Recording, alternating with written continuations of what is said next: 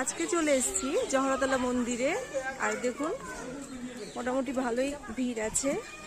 আর যাচ্ছি মায়ের পুজো দেওয়ার জন্য। এবারে চলে আসলাম মায়ের মন্দিরে।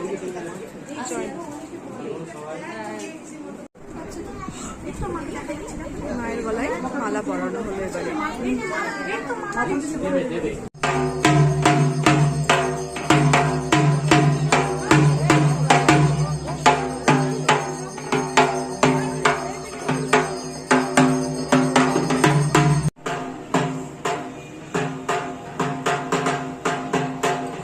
অঞ্জলি দেওয়ার পরে চলে আসলাম এখানে একটু টিফিন করে নেওয়ার জন্য। বেশ গরম গরমই আছে পুরিগুলো।